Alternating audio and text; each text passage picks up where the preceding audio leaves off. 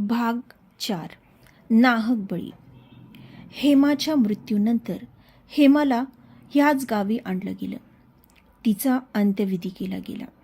आजीला काहीतरी विचित्र वाटत होतं, म्हणून ती त्या मांत्रिकाकडे गेली ज्याने त्यांच्या वाड्याच्या त्या खोलीला मंत्रोच्चाराने बंद केलं होतं. मांत्रिकाला तिने हे सर्व सांगितलं. त्यावर मांत्रिक म्हणाला, हेमाने तो दरवाजा उघडला होता, त्यामुळे ती आत्मा तिथून बाहेर पडली. तिनेच तिचा बळी घेतला आहे. हे ऐकून सासूबाई घाबरल्या.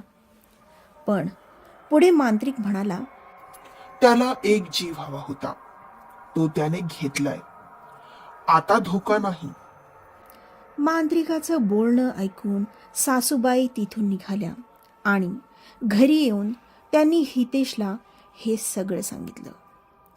हितेशने थोडाही विचार न करता तातडीने ते घर सोडायचं ठरवलं. ती जमीन तिथल्या कोणाला तरी बटईसाठी दिली आणि पुन्हा पहिल्यासारखं शहरात येऊन राहू लागला. आता त्या वाड्यात कोणीही राहत नव्हतं. तो वाडा आता खूपच भकास वाटत होता. एके रात्री एक न्हावी आपलं दुकान बंद करून आपल्या घरी जात होता, तर त्याला त्या वाड्याच्या जवळून जात असताना काहीतरी विचित्र आवाज येऊ लागला. मी बळी घेतलाय, आता हा हंडा घेऊन जा. मी बळी घेतलाय, आता हा हंडा घेऊन जा. त्याला फार विचित्र वाटलं. त्याने त्याच्या 2 मित्रांना घेतलं आणि वाड्याच्या मागच्या बाजूने त्यांनी वाड्यात प्रवेश केला. तर वरच्या मजल्यावरून काहीतरी घरंगळत गेल्याचा आवाज आला. मग ते तिघे घाबरत घाबरतच वरती गेले.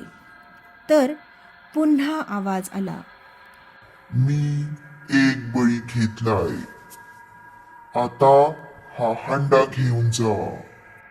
मग थोड्याच वेळात एक सोन्याने भरलेला हंडा घरंगळत बाहेर आला. आधी तिघेही घाबरली. कोणीही हात लावायला धजत नव्हतं. न्हाव्याने थोडी हिंमत केली आणि हंडा उचलायचा प्रयत्न केला. मग त्या दोघांनीही हात लावला आणि तिघेही तो हंडा घेऊन बाहेर आले. तिघांनी मिळून सोन्याच्या नाण्यांचं वाटप केलं आणि ह्या घटनेबद्दल कोठेही वाच्यता केली नाही. काही दिवसांनी न्हाव्याने चौकशी केली तर त्या वाड्याबद्दल त्याला धक्कादायक घटना समजल्या आणि मग त्या दिवसानंतर तो कधीही त्या वाड्याकडे फिरकला नाही. अजूनही तो वाडा रिकामाच राहिला.